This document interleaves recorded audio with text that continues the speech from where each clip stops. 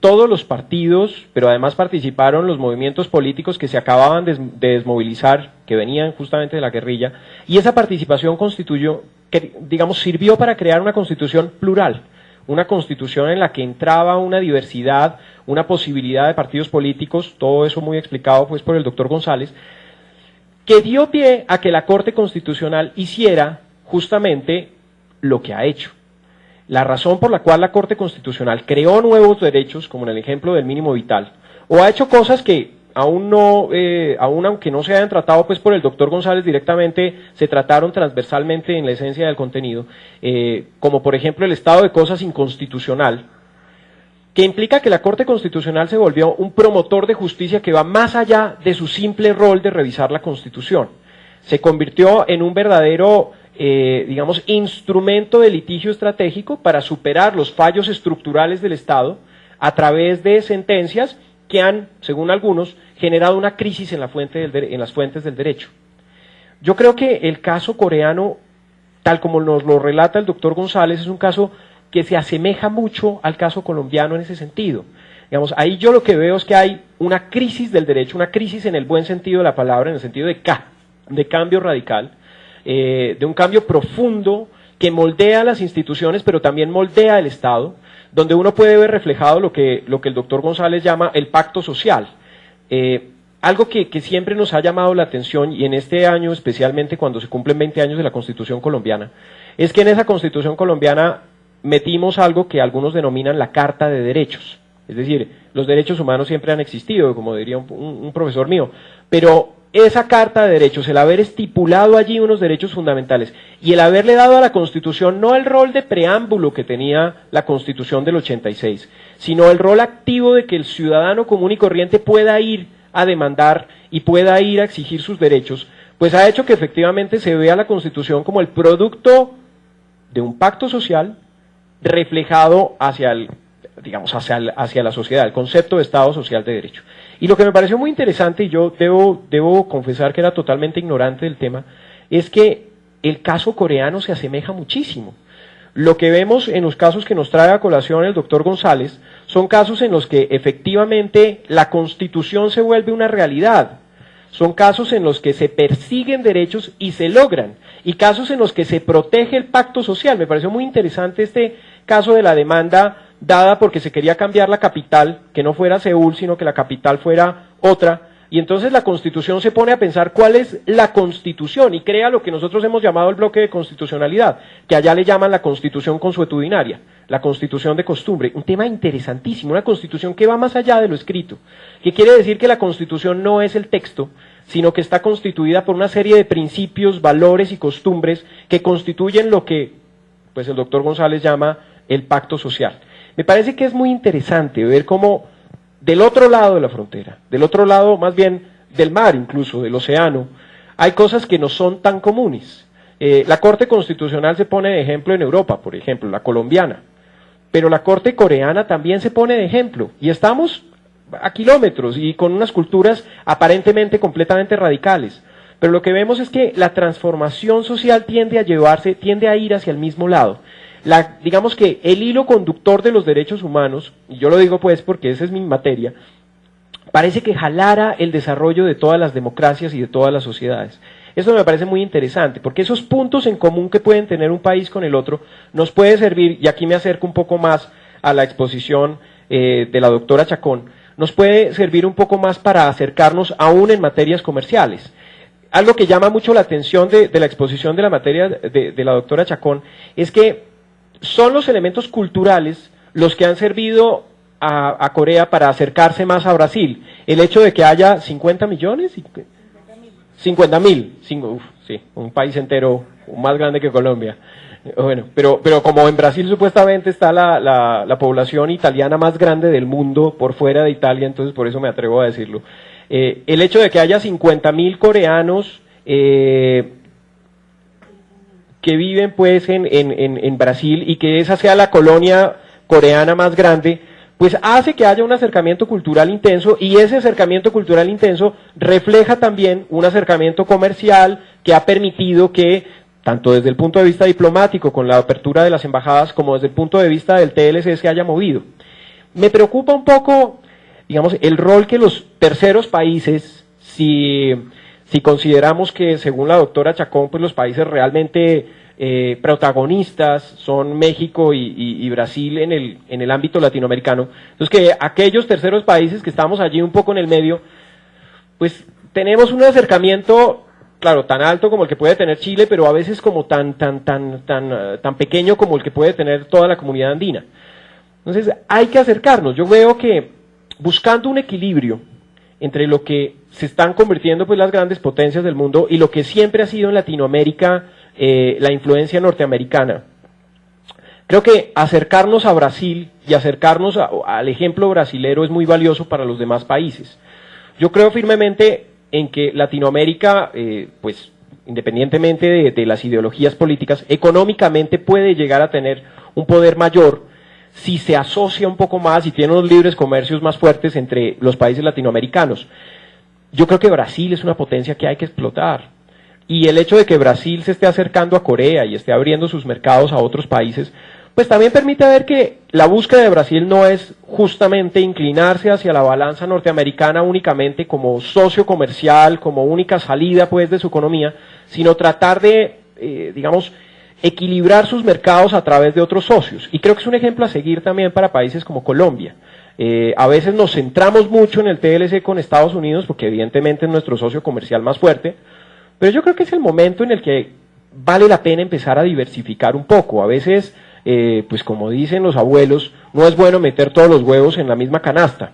Y parte un poco de las ventajas económicas que han tenido algunos países en Latinoamérica, y entre esos Chile, por ejemplo, es que se han abierto sus mercados no solo a un socio comercial, sino a muchos. Y eso les permite tener ciertos equilibrios y ciertas capacidades de negociación que quizá algunos otros países como Colombia no tengamos. Y entonces eso hace que tengamos que amarrarnos demasiado a ciertos socios comerciales. Pero volviendo nuevamente al tema, creo que algo que vale la pena ver es que nosotros no tenemos unidad cultural, ideológica, política y jurídica únicamente con quienes creemos que la tenemos. Hay que ver un poco más allá, hay que abrirnos los horizontes. Me parece muy interesante el ejercicio del doctor González, porque ese ejercicio, la verdad es que pocos lo hacemos. A veces cuando tratamos de hacer estudios de derecho comparado nos limitamos pues a Latinoamérica, Estados Unidos y a veces a España o Francia. Pero nunca salimos al Asia, nunca nos damos cuenta cómo son. Siempre partimos de la idea errada de que por allá existe otro sistema jurídico que es totalmente contrario al nuestro. Y resulta que el ejemplo es bastante similar. Yo no quiero quitarles el espacio a quienes verdaderamente nos están dando contribuciones, entonces, pues nada, les cedo la palabra a los expositores y creo que es el tiempo de las preguntas.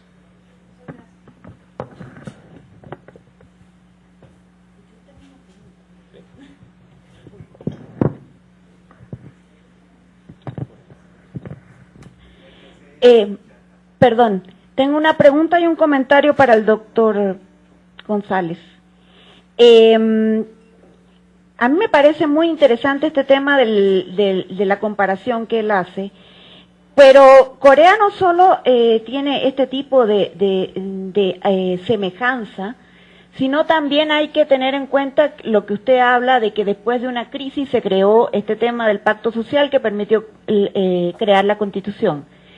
Si usted hace una comparación entre el caso chileno y el caso coreano, son extremadamente parecidos. En el tema de la democratización, absolutamente los mismos tiempos, llega a asustar la capacidad de ver esa comparación. Y me parece muy interesante que usted haga el análisis respecto del sistema legal y constitucional. Ahora, me quedó una duda que no sé si está clara o no, que usted mencionó que la Constitución per se invalida toda ley anterior entonces, ¿qué pasó con el sistema legal? ¿Cómo lo resolvieron? Me quedó esa duda. Bueno, bien, ante el primer comentario, yo no puedo tomar crédito sobre lo que no tengo y hasta hace unos 5 años yo era tan ignorante del tema coreano y sobre todo del tema jurídico coreano como cualquier persona que puede estar sentada acá y no estoy calificando a nadie de ignorante, me refiero al tema coreano. Simple y llanamente la sabiduría de mi director de tesis, yo cuando planteé el tema del derecho comparado y de cortes constitucionales, yo me fui por el camino fácil y le dije, yo quiero hacer Alemania, quiero hacer España y quiero hacer Colombia. Y efectivamente, como le dice la doctora Chacón, el asunto era la reforma constitucional en cualquier sociedad occidental, oriental, del norte o del sur, aparece después de un momento de crisis. Punto. Alemania, después de la Segunda Guerra Mundial, se sientan en Bonn en el año 48 y sacan lo que todavía se llama la Ley Fundamental de Bonn y que nunca después de la reunificación se ha llamado Constitución. En España, después de 40 años de franquismo, pues finalmente se abre a través de la Ley para la Reforma Política de Elecciones y el nuevo Congreso crea o funda la Constitución del 98. Y yo dije, Colombia, listo, a partir del 91, una crisis de violencia, mataron todos los candidatos presidenciales imaginables en la campaña. Ahora quiero aclarar, los coreanos fueron millones, yo ahí digo miles, pero millones de coreanos salieron a las calles a protestar y de hecho el gobierno no actuó en contra de los manifestantes porque si había algún derramamiento de sangre le quitaban los olímpicos a Seúl. Digamos, fue un factor también, lo que pasa es que en 20 minutos tiene que leer uno y recitar, pero realmente al final es los Juegos Olímpicos. Y el Comité Olímpico Internacional le dijo a Chun, en ese momento el presidente le dijo, usted la embarra y nos llevamos los Olímpicos, entonces Chun se echó para atrás. Pero en el caso colombiano fueron 20 o 30 mil estudiantes los que salieron a protestar, a fregar, ¿no? Es decir, pero hombre, una generación que tradicionalmente, es decir, los jóvenes son rebeldes por naturaleza, impetuosos y sobre todo hacen cualquier cosa por capar clase en la universidad.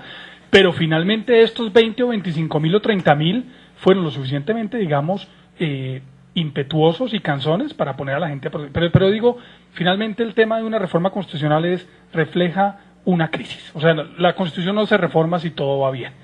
Pero bueno, eso digamos para el comentario y sin atreverme, digamos, vuelvo y digo, pero esto fue, bueno, entonces decía, mi director de tesis, cuando me dijo qué países quiere, yo le dije Alemania, España y Colombia, y me iba a meter en la Segunda Guerra Alemana, y el tipo me dijo, no, Corea. Y yo, pero pues yo de Corea, y me dijo, Corea y Corea, entonces le dije, quiero 3 países nomás, diciendo, me va a sacar Corea, y me dijo, listo, Corea y cuáles 2 más. Entonces esto sirva también de un pequeño homenaje para el profesor John Haley, que pues fue mi guía y realmente mi maestro al respecto. Pero ya respecto al tema de la derogación de leyes inconstitucionales previas al 87, especialmente el tema de seguridad nacional tan sensible en Corea, que habla de pena de muerte, teniendo la amenaza comunista, digamos, en el norte latente, ¿no? Es decir, esos son incidentes, 4, 5, 6 incidentes militares al año. Lo que pasa es que la Constitución del 87, en su artículo 5, consagra la seguridad nacional como un valor constitucional supremo. Entonces, a partir de esa consagración de la seguridad nacional, que digamos era la fuente de todos los problemas de derechos humanos y de ese tipo, por ejemplo, pena de muerte, la Corte, claro, se ha visto forzada a balancear derechos fundamentales, por ahí lo decía, es decir, hay un derecho fundamental de la búsqueda de la felicidad, es como el derecho que hay, el derecho a la paz en la Constitución colombiana, pues, es decir, si yo no estoy en paz ni siquiera conmigo mismo, ¿cómo voy a poder tener un derecho fundamental a la paz? Pero bueno, pero en Corea es balancear esa felicidad individual, esa dignidad humana, ojo, con la seguridad nacional. Incluso en sentencias como de la pena de muerte, en que alguien retó o puso en duda la constitucionalidad de la ley que daba la pena de muerte, dijo no, así como se debe es decir, proteger la dignidad humana y la vida, también hay que proteger los intereses de Corea como sociedad y cómo la pena de muerte sirve como un factor de desistimiento para el crimen y sobre todo para la traición. Entonces, ¿cómo se funciona? Simple y llanamente, todo es decir, el tema de leyes inconstitucionales no hay un control abstracto, entonces en un juicio concreto la parte tiene que elevar la solicitud, pero ojo, doctora Chacón, que la solicitud la hace el tribunal ante el cual se eleva la solicitud a través de la Corte Suprema de Justicia y la Corte Suprema lo dice a la Corte Constitucional. Entonces es un filtro bastante alto y al final, pues, es decir, se dice o no se dice, pero digamos es un tema, digamos, de deferencia judicial hacia la Corte o hacia el Legislativo, pero a pesar de todas estas trabas que hay para salvaguardar lo anterior, la Corte ha cumplido una labor interesante al respecto.